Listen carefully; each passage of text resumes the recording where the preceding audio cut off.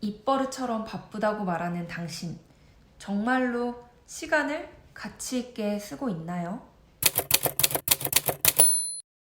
1년이면 일주일이 몇 번 돌아오는지 아시나요? 52번입니다. 52주죠.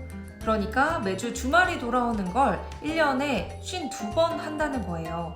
우리가 80년 정도를 산다고 가정을 하면 약 4,000주가량이 되고요. 평균 수명이 길어져서 100살까지 산다라고 가정을 한다면 5,200번 정도의 주말을 맞이하게 되겠죠. 저는 31년 정도 살았으니까 1,600주가량을 이미 지나보냈고 앞으로 길면 3,000주 정도가 저한테 남아있다고 할 수 있겠죠. 어쨌든 모두에게 주어진 이 비슷한 시간들, 어떤 사람은 한 달 단위로 스케줄을 짜서 보내기도 하고 또 어떤 사람은 주간 단위의 스케줄을 정해서 보내기도 하고요. 또 어떤 사람은 별 계획 없이 지낼 수도 있습니다. 그런데 이 계획을 세우는 사람이든 전혀 세우지 않는 사람이든 어쩌면 모두 다 너무나 짧은 순간들만 보면서 살고 있는 건 아닌가라는 생각이 들었습니다. 오늘은 시간에 관한 이야기를 해보려고 하는데요. 저는 시간에 중독된 사람입니다. 이 전자레인지를 돌리면 끝나기 몇 초 전에 정지를 누르고 음식을 꺼내고요. TV나 영화를 볼 때 대사가 없는 장면은 다 스킵해서 지나가 버려요. 신호 기다리는 게 싫어서 그 신호 바뀌는 시간을 미리 알고 그 시간에 맞춰서 나가고요.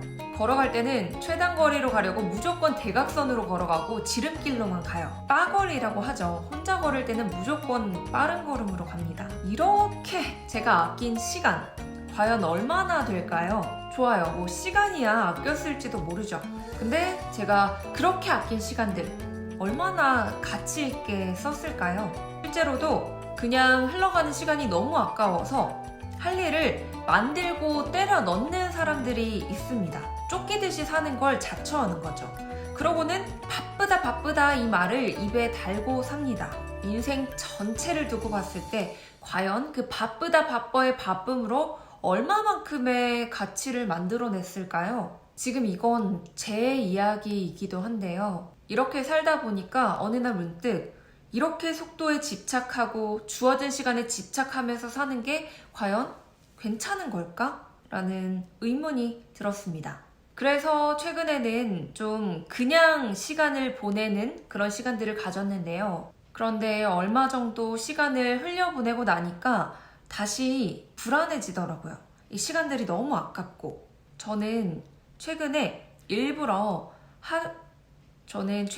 일부러 하루하루 달력에 줄을 그어요. 지나간 날들을 쭉쭉 그어서 표시를 하는 거죠.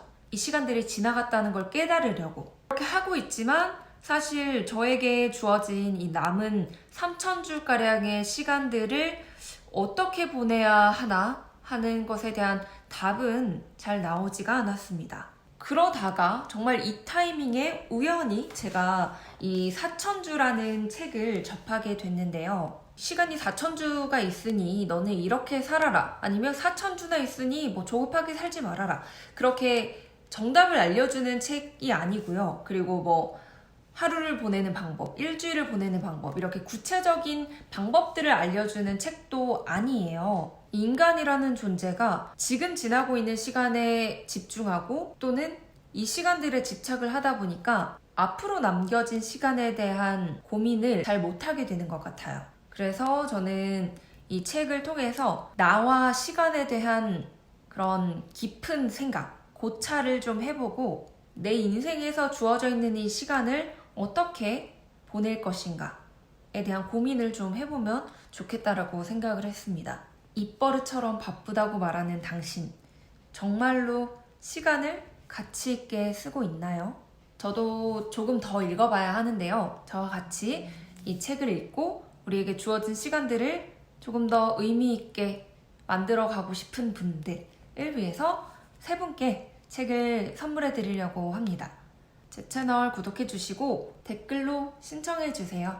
여러분들의 삶을 조금 더 가치 있게 만들어가는 방법을 알려드리는 캐시아워였습니다. 다음에도 여러분들의 시간이 아깝지 않을 그런 이야기들로 찾아올게요. 안녕.